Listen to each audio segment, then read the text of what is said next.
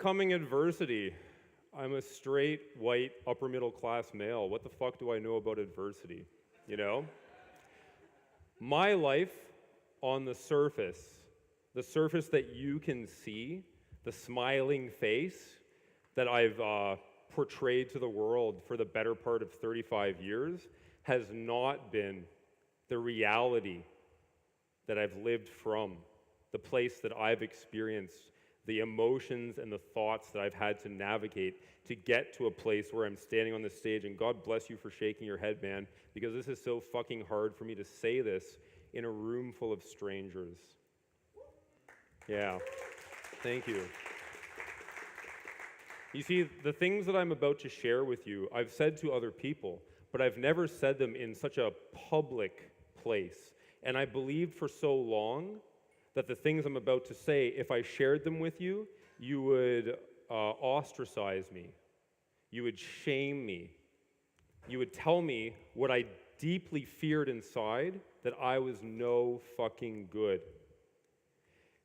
And I'm here to say, adversity is something that I have now embraced. I will encounter time and time again throughout my life.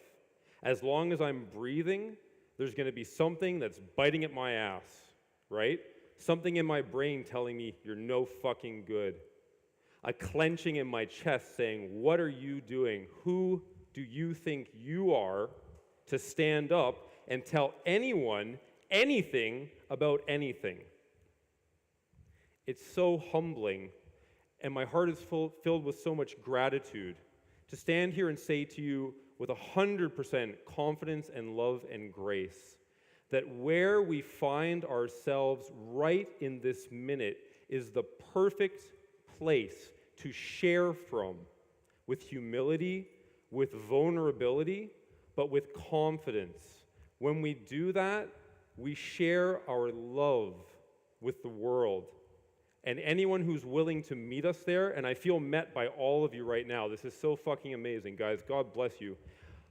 I know that that is where change happens, and we are the change that we want to see, right? Right here in this room, we are changing our own lives by being available to each other.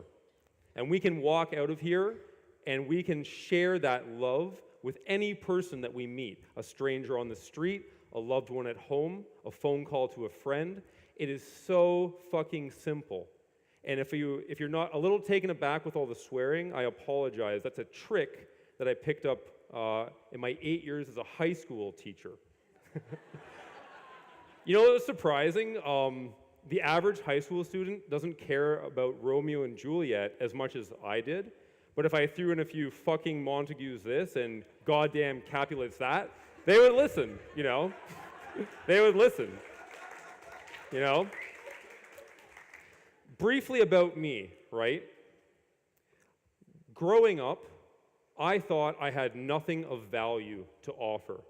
I was a perfectionist who suffered from a horrible lack of self-esteem, and that is a shitty combination for anyone out there that can relate, right? Right? It is fucking terrible. I spent most of my waking hours in acute anxiety. I suffered from bouts of depression, and I had thoughts of self-harm on a regular basis. To give you a quick example of that, when I learned multiplication tables in grade school, I walked into my room feeling completely alone, completely overwhelmed, like here's this new thing I need to learn and I gotta be perfect, and if I don't, my whole life's gonna end. And I looked up at the bunk beds that I shared with my brother, and I wondered, is that high enough for me to hang myself? If I do it, because I'd seen it in movies, if I do it, could I hang myself and kill myself before my mother finds me and stops me? I don't know if that's common for like a 9 or 10-year-old to think that, but that was my reality until very, very recently.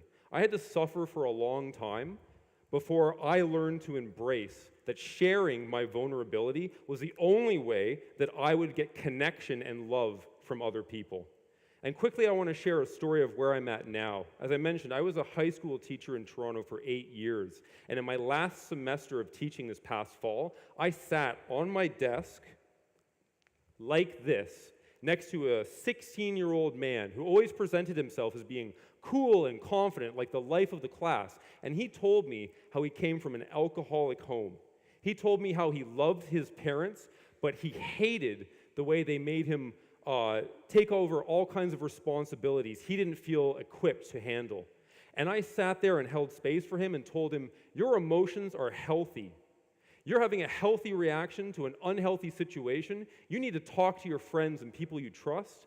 You need to learn how to express these emotions in a healthy way so they don't get bottled up inside you and you make stupid mistakes like I did. When that class ended, I went into the washroom and wept in gratitude because I lived that reality. But I didn't just survive it, I thrived. And I'm here to say, God bless you fucking people. Let's change this world. Thank you so much. Woo!